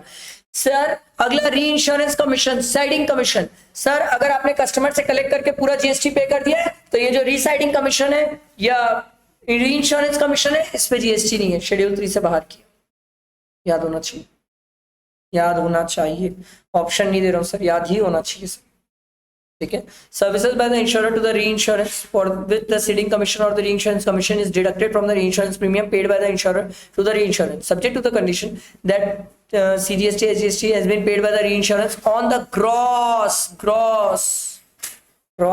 reinsurance premium। बताया था ना कस्टमर वाला पार्ट, कस्टमर वाला पार्ट, कस्टमर वाला पार्ट 100 रुपया वाला पार्ट, अपने एग्जाम्पल में 100 रुपया वाला पार्ट, 100 रुपए में अगर जीएसटी है तो 10 रुपए में जीएसटी नहीं है, शेड्यूल 3 में डाल दिया। अगर आपने 100 रुपए में जीएसटी नहीं दिया, आपने 90 में जीएसटी दिया तो वो 10 रुपए में जीएसटी है, शेड्यूल 3 में वो कवर नहीं होगा। आई बात समझ, very very important, I personally think आप इसको याद रखेंगे सर, ठीक है। आगे बढ़ू, इसके बाद कहानी और आगे बढ़ती है। आओ आ गया मैं, आओ नेक्स्ट सर्कुलर पढ़ते हैं। ये बहुत सिंपल है सर, अब भी मैंने आपको बताया सर कौन कौन से डायरेक्टर को नौकर नहीं माना जाता, independent director, nominee director, non executive director, ये तीनों कंपनी के नौकर नहीं होते सर। अगर ये कंपनी के नौकर नहीं है और ये कंपनी के गुड्स और सर्विसेज सप्लाई कर रहे हैं तो इस पे जीएसटी है। पर सर अगर मैनेजिंग डायरेक्टर है, होल टाइम डायरेक्टर है, एग्जीक्यूटिव डायरेक्टर है तो सरकार बोली बैठो भैया ये सब कंपनी के एम्प्लॉइज है, और अगर कंपनी के एम्प्लॉइज है तो किसमें कवर्ड है, शेड्यूल 3 में कवर्ड है, और इस पे जीएसटी नहीं है, यही लिखा हुआ है, यही लिखा हुआ है। ये आरसीएम वगैरह मैं सिखाऊंगा आपको, थोड़ा पेशेंस रखना, अभी आगे आएगा वो, ठीक है। आगे देखो sir, other transaction to be notified, कुछ ऐसे ट्रांजेक्शन है सरकार जिसको नोटिफाई चाहे तो कर सकती है, सरकार अपने हाथ में पावर रखी है, जिसको सरकार बोलती है हम बताएंगे वो सप्लाई ऑफ गुड्स है कि सप्लाई ऑफ सर्विसेज और क्या कहानी है सर। अदर एस्पेक्ट देखो sir, self supply, self supply क्या होता है सर, कोई आदमी अपने ही आपको सप्लाई कर रहा है, सर कैसे अपने आप को सप्लाई कर सकता है, स्टॉक ट्रांसफर, ब्रांच ट्रांसफर, क्या शेड्यूल 1 में कवर किए थे अपन, हाँ रिलेटेड और डिस्टिंक्ट पर्सन में स्टॉक ट्रांसफर और ब्रांच ट्रांसफर को कवर किए थे सर। अगर स्टॉक ट्रांसफर और ब्रांच ट्रांसफर है तो सरकार बोली बैठो बैठो, इस पे जीएसटी है शेड्यूल 1 के हिसाब से। जॉब वर्क, याद है जॉब वर्क, सर सरकार ने बोला अगर किसी मान लो कारीगर है उसको मैं सिर्फ सोना दे रहा हूं, अगर मैं गुड्स दे रहा हूं तो सरकार बोली उस पे जीएसटी नहीं है, गुड्स देने में जीएसटी नहीं है, जब वो उस सोने से हार बनाएगा और हार बनाने के चार्जेस लेगा उस पे जीएसटी है। क्या बोला, समझ आया? मैंने किसी को सोना दिया, अब इस पे थोड़ी मैं बेचा हूं क्या सोना, नहीं, मैंने तो उसको बनाने के लिए दिया है सर, उस पे जीएसटी नहीं है। जब वो उसको बनाएगा ना और बनाने के अपने मेकिंग चार्जेस लेगा तो उस पे जीएसटी है सर। जॉब वर्क ध्यान रखिएगा सर, जब वो ट्रीटमेंट या प्रोसेस करेगा तब जीएसटी है, नहीं तो जीएसटी नहीं है। अगला, good supplied under free warranty, warranty समझते हो, अबे फ्री वारंटी समझ, वैसे ही अभी छोड़ दो, नीचे बहुत डिटेल में पढ़ेंगे। एक अच्छा पॉइंट है जिसपे लड़ाई हुई थी सर, बहुत प्यारा पॉइंट है। अपन एक बार बताओ, मूवीज देखने जाते हैं तो आजकल क्या मूवीज के वहां पर हमें खाने पीने का सब चीज मिल जाता है, यस। क्या वहां पर डोमिनोज का भी पिज्जा मिलने लग गया है, यस। तो मेरा क्वेश्चन है सर क्या वो रेस्टोरेंट है, क्या वो रेस्टोरेंट है कि ईटिंग जॉइंट्स है सिर्फ? लड़ाई हो रही थी इस पे, इसी पे लड़ाई हो रही थी, इसी पे लड़ाई हो रही थी कि क्या उन्हें रेस्टोरेंट माना जाए कि क्या माना जाए, क्योंकि अगर रेस्टोरेंट मानोगे तो अलग ट्रीटमेंट है, फिर वो सर्विस है प्रॉपर, और अगर रेस्टोरेंट नहीं है ऐसे ही कोई ठेले टपाले टाइप का है तो अलग मैटर है सर। सरकार ने इसको क्लियर किया, eating joint is a wide term which include refreshment, eating stalls, kiosks, counters, restaurant, at a cinema also. ठीक है, the cinema operator may run this restaurant refreshment is eating stall, kiosks, counters, restaurant themselves, या तो खुद run कर सकते हैं या किसी थर्ड पार्टी को दे सकते हैं। या सिनेमा वाले वहां पर पॉपकॉर्न और कोल्ड ड्रिंक वगैरह देते हैं कि नहीं? अपन देते हैं। वो चाहे खुद भी रन कर सकते हैं या तो किसी और ब्रांड को बोले भैया तू अपना रन कर ले, वैसा भी होता है sir. Customer may like to avail the services, हम तो खाना पीना पसंद करते हैं, हम मूवी कम खाने ज्यादा जाते हैं। ठीक है, आजकल की मूवी इतनी बकवास रहती है तो हम खाने ही चले जाते हैं, क्या ही कर सकते हैं। ठीक है, further the cinema operator can install vending machine, देखिए वेंडिंग मशीन्स भी होती है वहां पर, और supply any other recreational services such as coin operated machines, ये सब चीजें हो सकता है। और जिसको कस्टमर चाहे तो यूज करे और चाहे तो यूज ना करे। तो सरकार बोली sir supply of food beverages in a cinema hall is treated as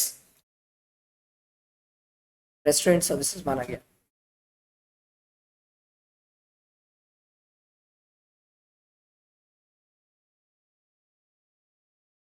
ठीक है, आ रहा है समझ? अच्छा, अब यहां तक कहानी कोई लड़ाई नहीं थी, लड़ाई इसके बाद हो गई। लड़ाई ये हुई कि कई बार हम टिकट खरीदते हैं तो टिकट के साथ आपको पता है वो हमें कॉम्बो ऑफर्स पूछते हैं, पता है आप लोगों को? वो हमें बोलते हैं सर कि खरीदोगे तो कॉम्बो ऑफर है, पॉपकॉर्न कोल्ड ड्रिंक ऐड करवा सकते हो, एंड ऑफर देते हैं हमें। अबे देते कि नहीं? ठीक है, अगर देते हैं तो लड़ाई इस पे हो गई, क्या ये कॉम्बो ऑफर सबके लिए लेना जरूरी है कि लेना चाहे तो ले सकते? तो मेरा क्वेश्चन है, क्या ये सिर्फ पीवीआर वाला देता है कि आइनॉक्स भी देता है? मैं तो एकदम सिंपल क्वेश्चन पूछ रहा हूं, क्या ये पीवीआर भी देता है,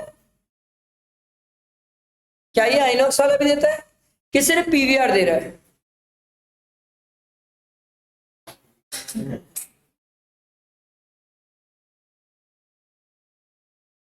सर ये कॉम्बो ऑफर दोनों देते हैं, लेना है नहीं लेना है आपकी चॉइस है। सरकार बोली अगर दोनों देते हैं, ये दोनों देते हैं तो इसको कंपोजिट सप्लाई बोलते हैं। बोला ये सब क्या बकवास है? सरकार बोली जैसे चैप्टर खत्म होने वाला रहेगा तो ये वर्ड पड़ेगा कंपोजिट सप्लाई, वहां हम सीखेंगे कंपोजिट सप्लाई क्या होता है। ठीक है, और उस केस में प्रिंसिपल सप्लाई में जो जीएसटी का रेट होता है वही दूसरे वाले में भी लगता है। बोला नहीं समझे, क्या बोल रहे हो, क्या बकवास कर रहे हो? बोले 1 मिनट के लिए सिर्फ सुन के निकल जा, जब चैप्टर का एंड पहुंचेगा तो ये सीखेगा कंपोजिट और मिक्स्ड। सर मैं सिनेमा में मूवी देखने जा रहा हूं कि खाने जा रहा हूं? गुड, मूवी देखने जा रहा हूं। तो सरकार बोलती है अगर आप मूवी देखने जा रहे हो और अगर आपके टिकट में मूवी और पॉपकॉर्न साथ में है तो उस केस में भले ही पॉपकॉर्न में 18% जीएसटी है, अगर मूवी में 28% जीएसटी है तो पॉपकॉर्न में भी 28 लगेगा। और लो पॉपकॉर्न, कौन बोला था खाने? अरे बात समझ बैठा दिमाग में, क्लियर हुआ? अरे क्लियर हुआ कि नहीं? अभी बहुत बहुत सारे एग्जांपल पढ़ेंगे कंपोजिट सप्लाई के, मैं आपको पढ़ाऊंगा, अभी रुक जाओ, अभी मैं सिर्फ आपको एक बार ग्लिम्स में बता के निकला हूं, ज्यादा डिटेल नहीं गया क्योंकि हमें पढ़ना ही है, चैप्टर के एंड में है ये। समझ आई बात सबको? यहां तक क्लियर हुआ? बैठा दिमाग में? अगला देखो, अगला मुद्दा अराइज, इन लोग के तो मुद्दे ही खत्म नहीं हो रहे जिंदगी में। अगला मुद्दा ये है सर कि एक होल्डिंग कंपनी ने सब्सिडरी कंपनी में शेयर्स रखे। मैं बोला अब एक गधो, होल्डिंग सब्सिडरी तो तभी बने होंगे ना जब उसके शेयर्स रखे होंगे। 50% से ज्यादा, याद है ना बचपन में पढ़े, 50% से ज्यादा। सरकार से अब इस पे क्वेश्चन अराइज है कि होल्डिंग कंपनी सब्सिडरी कंपनी के शेयर्स रखती है 50% से ज्यादा, तो उस केस में क्या इस पे जीएसटी है? मतलब किस किस मुद्दे में लड़ते हैं आधे पागल लोग। एक बात बताओ, गुड्स की डेफिनेशन में क्या होता है? सिक्योरिटीज बाहर है, तो अगर होल्डिंग कंपनी सब्सिडरी कंपनी में सिक्योरिटीज रखी है, शेयर्स रखी, मैं तो बोल रहा हूँ शेयर्स रखी, अबे तो वो तो गुड्स की डेफिनेशन से बाहर है, तो जीएसटी कैसे आएगा? लोग इस पे भी लड़े। पढ़ लो इसको, जाओ पढ़ो, क्लैरिफिकेशन यही लिखा हुआ है sir. Holding company shares hold करती है, किसमें? सब्सिडरी में। ऑब्वियसली तब तो होल्डिंग सब्सिडी का रिलेशन आया सर। तो बात ये हुई कि ये शेयर्स होल्ड कर रहे हैं, इस पे जीएसटी है कि नहीं? सरकार बोली आधे पागल लोग, शेयर्स वैसे ही बाहर है सर गुड्स की डेफिनेशन से। और तो वही लिखा हुआ है, पूरा पढ़ लो आप, वही लिखा हुआ है।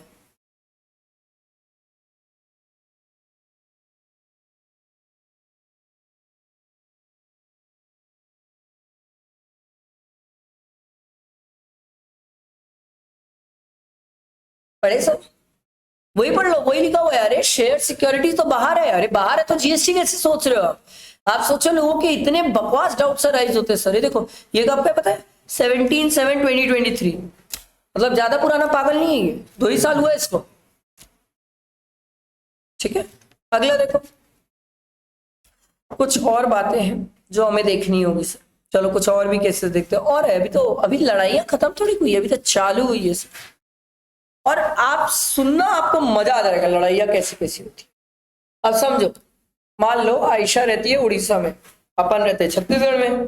ठीक है, आयशा मेरे को बोली सर मैं फ्रूट्स बेचने का काम स्टार्ट करी हूँ। मैं बोला इट्स वेरी नाइस। बोली सर आप रायपुर से मेरे को फ्रूट्स भेज दो। मैं बोला ठीक है फ्रूट्स भेज दूंगा मैं तेरे को आयशा। तो मैं इसको फ्रूट्स उड़ीसा में भेज रहा था, तो मैं लेके तो नहीं दौड़ूंगा उड़ीसा, ऑब्वियस सी बात है, ट्रांसपोर्टर ट्रक वाले को हायर करूंगा और उससे माल भेजूंगा। अब सरकार बोली फ्रूट्स पे जीएसटी। मैं बोला हाँ ठीक है भाई, मैं तो माल सप्लाई किया हूँ आयशा को, ले लो मुझसे जीएसटी। सरकार बोली फ्रूट के साथ ट्रक जा रही है उस पर भी जीएसटी। मतलब पागल है भाई, ट्रक नहीं बेचा हूं मैं आयशा को। बोले नहीं, हम तो आयशा से बात करें तो वो बोली एक ट्रक खरीदी हूं मैं। अबे बोले पूरा तो सुनना था, एक ट्रक फ्रूट्स खरीदी हूं। बोले नहीं नहीं, वो बोली एक ट्रक खरीदी हूं।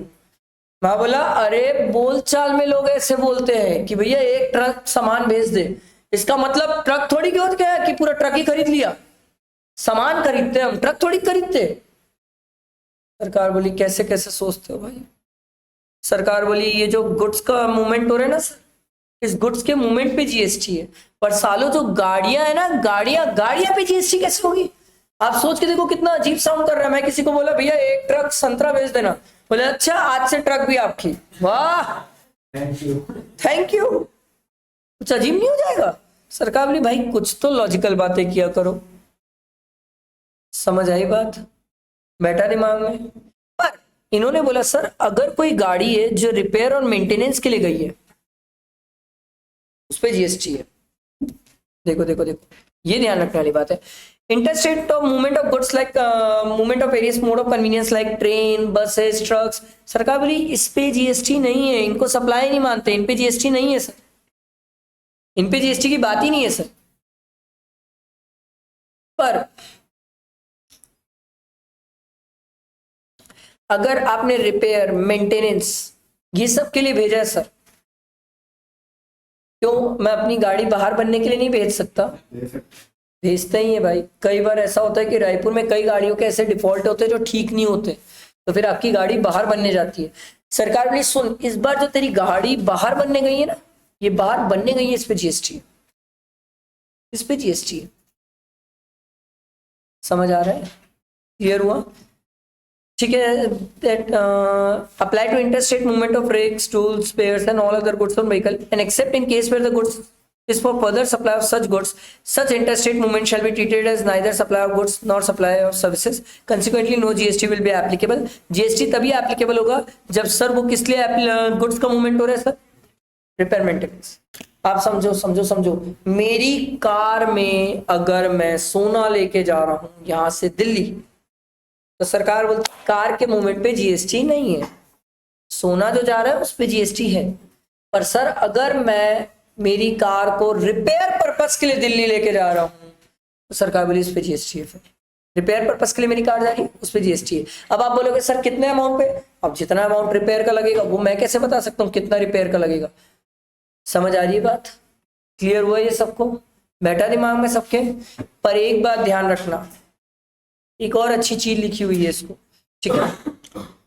आपको पता है सर रायपुर में तो कोई गाड़ी बन नहीं रही है, पता है कि नहीं? कोई भी गाड़ी बाहर डिपो से आती है, कोई भी गाड़ी आप खरीदने जाओ बाहर डिपो, मैं आपको इसलिए बता रहा हूँ, जब मैं स्विफ्ट खरीदने गया था तो मेरी स्विफ्ट भी सर डिपो से आई थी, नागपुर के डिपो से आई थी। तो नागपुर के डिपो से आई, ध्यान से सुनना, नागपुर के डिपो से रायपुर गाड़ी आई, तो सरकार ने बोला ये जो गाड़ी का मूवमेंट है इस पे जीएसटी नहीं है, पर ये गाड़ी जब वर्धमान सर को बिकी तो इस पे जीएसटी है। क्या बोला, समझ आया? समझ आया? बैठे है सबके दिमाग में? क्लियर हुआ ये सबको? बैठे है सबके दिमाग में? तो हम एग्जाम पर्पस के लिए कैसे याद रखेंगे कि सर अगर इंटर स्टेट, एक स्टेट से दूसरे स्टेट गाड़ी का मूवमेंट हो रहा है गुड्स को ट्रांसफर करने के लिए, तो सर गाड़ी के मूवमेंट पे जीएसटी नहीं है, गुड्स के मूवमेंट पे जीएसटी है। समझ आ रहा है? मैंने आयशा को उड़ीसा में भेजा ना, फ्रूट्स पे जीएसटी है, पर जो ट्रक लेके जा रही है उस पर जीएसटी नहीं है। पर अगर मैं अपनी ट्रक को ही उड़ीसा भेज रहा हूं सर बनवाने के लिए, तो सरकार बोली उस केस में जीएसटी है सर, इंटरस्टेट मूवमेंट पे। समझ आया? क्लियर हुआ ये सबको? पक्का बैठा दिमाग में? इसके बाद इन्होंने ये एयरक्राफ्ट से रिलेटेड भी क्लियर किया कि सर एयरक्राफ्ट में मेरा air part, engine part, accessories, ये सब सर ट्रांसफर होते हैं सर, क्योंकि जरूरी नहीं है ना, जैसे रायपुर में कोई प्लेन खराब हो गया तो हो सकता है उस प्लेन का पार्ट रायपुर में मिल जाए, हो सकता है, और हो सकता है ना भी मिले, नहीं मिलेगा तो बाहर से लाना पड़ेगा ना सर। सरकार बोली ये जो स्पेयर पार्ट्स वगैरह एक्सेसरीज लेके आ रहे हो ना सर, सरकार बोली इस पे जीएसटी है, इस पे जीएसटी है, इस पे जीएसटी है सर। अरे समझ, इंटरस्टेट ट्रांसफर बिटवीन रिलेटेड और डिस्टेंट परसेंट अट्रैक्ट जीएसटी। आप आईटीसी ले सकते हो, हम मना नहीं कर रहे, बट इस पे जीएसटी है सर, इस पे जीएसटी है। क्लियर हुआ सबको? अरे समझ आया? बैठा दिमाग में? अगला मुद्दा लड़ाई का, प्रिंटिंग कॉन्ट्रैक्ट्स को लेके, ये बड़ा प्यारा मुद्दा था। देखो, कोई आदमी अगर अपना बुक सप्लाई कर रहा है, pamphlet, brochure, envelopes, annual publication, leaflet, carton boxes printed with design, logo, name, address, content और other content supplied by the recipient of such supplies would constitute supply of goods और services. इस पे लड़ाई हो गई सर। अब लड़ाई हुई तो बात ये हुआ कि सर कंटेंट किसका है, पहले ये बताओ कंटेंट किसका है। पहला कंटेंट वर्धमान सर का कंटेंट है, उनकी बुक है, उनका कंटेंट है। सरकार बोली in case of printing of books, pamphlets, brochures, annual reports and the like where only content is supplied, ये लाइन नहीं आना चाहिए था, content is supplied by the publisher. क्या वर्धमान सर ने कंटेंट दिया था? हाँ बिल्कुल सर, ठीक है।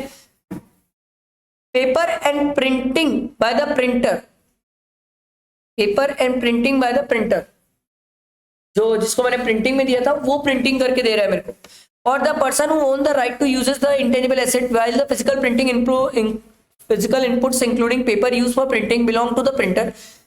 Supply of printing of the content supplied by the recipient of the supply is the principal supply and therefore such supply would constitute a supply of service. आसान भाषा में वर्धमान सर यही तो करते हैं, अपना कंटेंट देते हैं किसको? सामने वाले को, सामने वाला प्रिंटिंग करके देता है मेरे को, तो सरकार बोली वो प्रिंटिंग करके दे रहा है, कंटेंट तुम देते हो, तो सप्लाई ऑफ सर्विस। समझ आई बात? बैठा दिमाग में?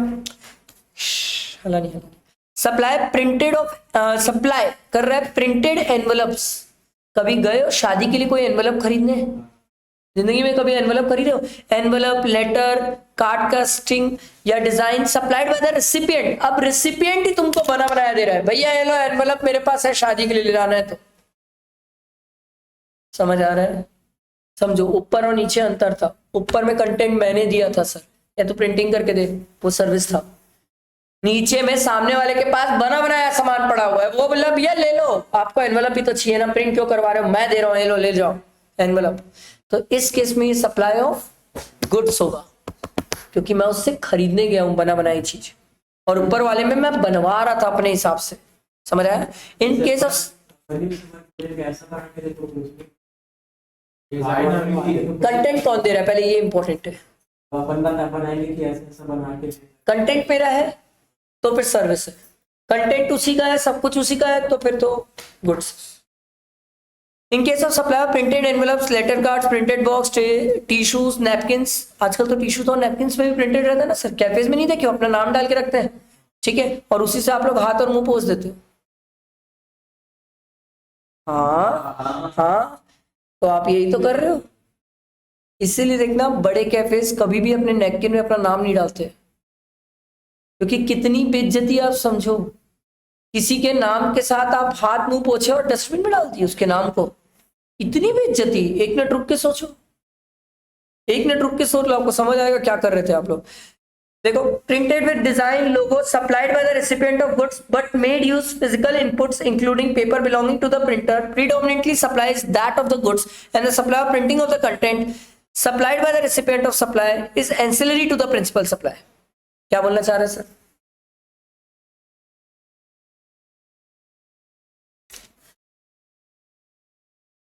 पेपर किसका है? प्रिंटिंग वाले का पेपर है। कंटेंट किसका है? उसका। लोगो डिजाइन सब उसी का है सर। लिखा है printed with design logo etcetera. क्या सप्लाइड बाय द रेसिपिएंट भी हो सकता है? क्या सप्लाइड बाय रेसिपिएंट भी हो सकता है? यस।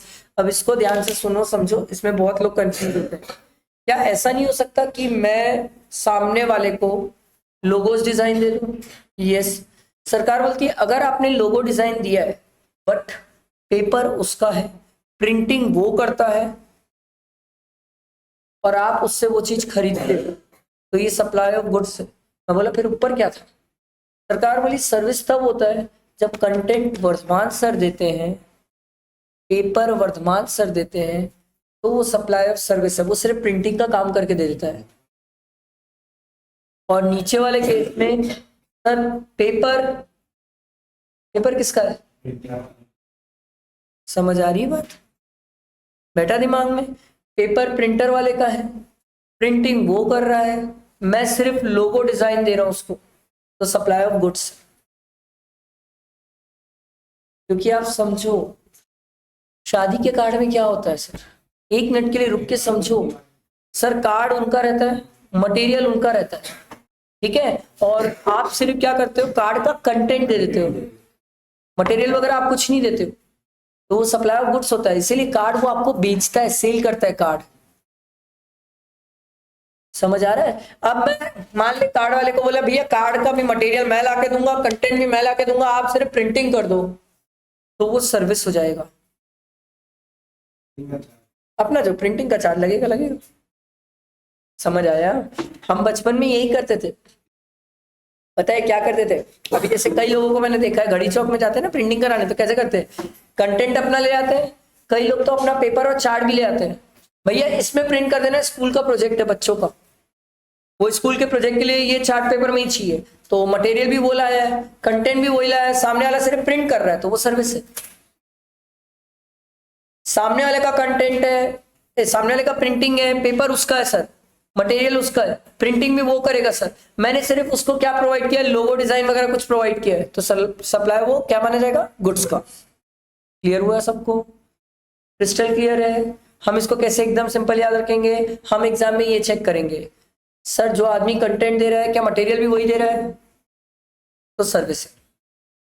सर अगर मैं सिर्फ लोगो डिजाइन दे रहा हूं, सामने वाला प्रिंटिंग कर रहा है, सामने वाले का ही पेपर है, सब कुछ उसी का है, तो सप्लाई ऑफ गुड्स है। क्लियर हुआ ये सबको? पक्का बैठा दिमाग में? आगे बढ़ते हैं। ये सीखो sir, priority sector lending certificate, ये बड़ा जबरदस्त है सर, बहुत ध्यान से सुनना, इसको मजा आएगा सर। आरबीआई ने सब बैंकों को बोला कि आप अगर साल भर में 100 रुपए का लोन देते तो वो 100 रुपए में से 20% आपका एग्रीकल्चर सेक्टर को लोन जाना चाहिए। हालांकि नहीं समझा? बोले कोई भी बैंक को 20% एग्रीकल्चर सेक्टर को लोन देना जरूरी है। क्लियर हुआ ये बात? अब ध्यान से सुनना, एसबीआई ने 30% दे दिया, तो क्या आरबीआई की कंडीशन को कंप्लाई किया? यस कर लिया, एसबीआई खुश। पर दिक्कत ये हुई सर, आईसीआईसीआई बैंक जो है, ठीक है, आईसीआईसीआई बैंक सिर्फ एग्रीकल्चर सेक्टर को 10% दिया, इसकी फटी, क्योंकि ये सर आरबीआई की बात नहीं मान रहा है, इसका लाइसेंस कैंसिल हो जाएगा। आईसीआईसीआई बोला अब मैं क्या करूं यार, मैं बोला एक काम करना, प्रायोरिटी सेक्टर लेंडिंग सर्टिफिकेट खरीद ले। बोले ये क्या होता है? बोले एक काम कर, एसबीआई वाले को बोल कि तूने तो 10% ज्यादा दिया ना, ये 10% तू मुझे बेच दे। सर कस्टमर को पता चलेगा? नहीं, कस्टमर को ये सब कुछ नहीं पता चलेगा सर, ये अंदर की बात है, ये कस्टमर को पता ही नहीं चलेगा कि ऐसा बीच में चल भी रहा है। तो सर एसबीआई बोला ठीक है, जो 10% मैंने एग्रीकल्चर सेक्टर में ज्यादा लोन दे दिया वो मैं तेरे को पास आउट कर दूंगा, पर फ्री में तो नहीं करूंगा, कुछ तो लूंगा एक्स्ट्रा, कुछ तो एक्स्ट्रा लूंगा। तो सर ये जो एसबीआई आईसीआईसीआई बैंक से कुछ एक्स्ट्रा जो लेता है उस सर्टिफिकेट को प्रायोरिटी सेक्टर लेंडिंग सर्टिफिकेट बोलते हैं। 10% के लिए सर्टिफिकेट इशू करेगा और इस सर्टिफिकेट के भी आप में पैसे लेगा, और जो पैसे लेगा उस पर जीएसटी है। क्या बोला, समझ आया? क्लियर हुआ ये सबको? कैसे बोला, क्या बोला, क्लियर हुआ सबको? ये रियल लाइफ में बहुत होता है, बट एक आम आदमी और एक स्टूडेंट लेवल तक जिंदगी में आपको पता नहीं चलेगा। आपको तब पता चलेगा जब आप बैंक ऑडिट में जाओगे, क्योंकि बैंक ऑडिट में ही आपको दिख जाएगा सर पीएसएल। बहुत कॉमन चीज है, बड़ी चीज नहीं है सर, बहुत कॉमन है। कई सारे बैंक है जो आरबीआई के हर नॉर्म्स को पूरा नहीं कर पाते, तो आपस में ऐसे ही नॉर्म्स को कंप्लीट करते सर, करना पड़ता है। नहीं करो नहीं, बाप से लगोगे, आरबीआई से नहीं लग सकते ना सर, फिर वो पेनल्टी वगैरह लगा देगी, पेनल्टी लगाएगी तो आपको जेब से भरना पड़ जाएगा। इससे अच्छा बेटर है ना खरीद ही लो प्रायोरिटी सेक्टर लेंडिंग सर्टिफिकेट। और सर्टिफिकेट खरीदोगे, सरकार बोली इस पे जीएसटी है सर। समझ आया? क्लियर हुआ ये सबको? अगला सर्कुलर देखो, फिर लड़ाई हुई। एक बात बताओ, आप लोगों के स्कूल में एनुअल फंक्शंस वगैरह होते हैं कि नहीं? होते हैं, बिल्कुल होते हैं सर। एनुअल फंक्शन में किसी ना किसी को बुलाते हैं कि नहीं? बुलाते हैं ना, अबे गेस्ट को बुलाते हैं ना सालों, कोई ना कोई गेस्ट आता है ना, बड़ा आदमी आता है ना कोई ना कोई। तो सर अगर कोई बड़ा आदमी आया तो क्या लगता है, कोई बड़ा आदमी आपको फ्री में टाइम देगा ना, पैसा लेगा? सरकार बोली जीएसटी। मैं बोला जीएसटी कैसे हुआ? सरकार बोली वो आया तो सही गेस्ट एंकर। मैं बोला नहीं आया ठीक है, पर इस पे जीएसटी कैसे होगा? सरकार बोले वो आदमी आया, वो अपना टाइम दिया, it's a supply of service. सरकार बोली इस पे जीएसटी है। सरकार बोली इस पे जीएसटी है। मैं बोला ओ, जाके गेस्ट एंकर जो आया है ना, वो आदमी जो बैठा है, जाके ले लो जीएसटी उससे। सरकार बोली ले लेंगे, पहले बताओ वो आदमी कौन है? बोला क्यों? सरकार बोली अगर वो आदमी छोटा आदमी है, उसका टर्नओवर 20 लाख से ज्यादा एक्सीड नहीं कर रहा है, तो जीएसटी की बात कैसे आएगी? समझो मेरी बात। मैंने जिस गेस्ट एंकर को बुलाया, वो गेस्ट एंकर ऐसा था जो मतलब रिटायर्ड आर्मी ऑफिसर है। आप समझो, रिटायर्ड आर्मी ऑफिसर है तो वो तो अभी कोई काम नहीं कर रहा है सर, कुछ भी नहीं कर रहा है। तो अगर मान लो उस गेस्ट एंकर को मैं 5 लाख रुपए दे भी देता हूँ, 5 लाख रुपए दे भी देता हूँ, तो जीएसटी की बात क्यों आएगी सर? अब सोच के देखो क्यों आएगी? आएगी नहीं, कैलकुलेट कर लो सर, 20 लाख से कम है उसका टर्नओवर। तो सरकार ने बोला सर हम उन गेस्ट एंकर्स को पकड़ते हैं जो करोड़ों में पैसा लेते हैं, जो 20-20 लाख से ऊपर ले रहे पैसा, उनको पकड़ते, छोटे मोटे लोगों को नहीं पकड़ते सर। आपके स्कूल में जो गेस्ट एंकर्स आते हैं वो 2, 5, 10 हजार लेते, उनमें जीएसटी की बातें नहीं कर रहे हैं। बड़े बड़े लोगों को जीएसटी के लिए घसीटे सर, छोटे लोगों को तो आज भी नहीं पकड़ रहे। आप समझो ना, एक कोई मान लो गेस्ट एंकर भी होगा, गेस्ट एंकर मान लो 4 सेमिनार चले गया, 4 जगह चले गया, अगर 2, 5, 10 लाख फीड भी दिया तो कुछ नहीं होगा। आप 20 लाख का कुछ नहीं होगा, 20 लाख के ऊपर जाओगे तो सरकार बैठा देगी फिर। समझ आ रही बात? आया समझ? क्लियर हुआ ये सबको? सबको समझ आया? पक्का? आगे बढ़ते अगली लड़ाई। आप ध्यान से सुनो, ये बड़ा जबरदस्त था, बहुत जबरदस्त था। और मैं इसका आपको लाइव एग्जांपल, एकदम लाइव एग्जांपल देता हूँ।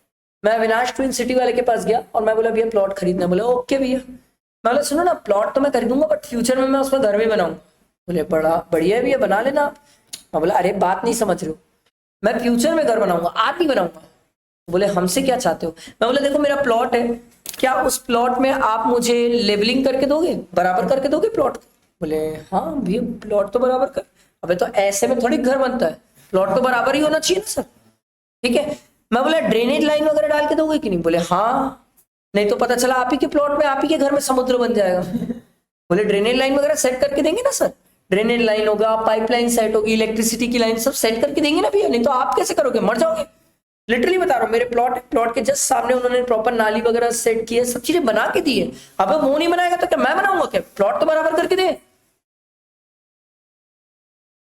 सरकार बोली जमीन बेचने पे जीएसटी नहीं है, शेड्यूल 3 में है।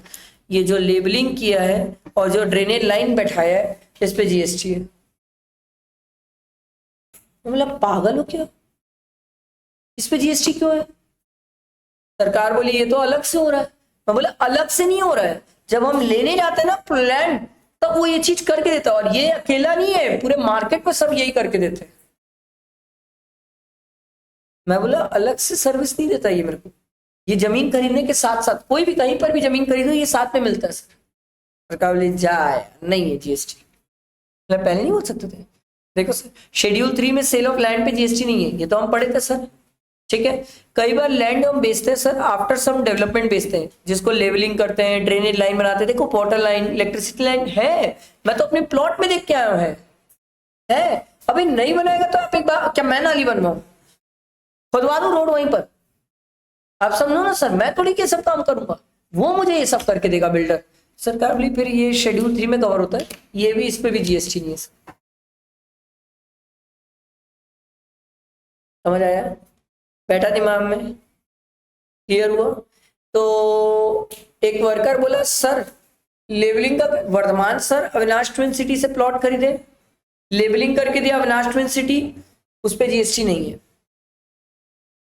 पर अविनाश ट्विन सिटी वाला खुद तो नहीं खोदा होगा, वो किसी से खोदवाया होगा, तो जिसने खोदा होगा, खोदने की सर्विस दी होगी, उस पर जीएसटी है कि नहीं? उस पे है ना जीएसटी।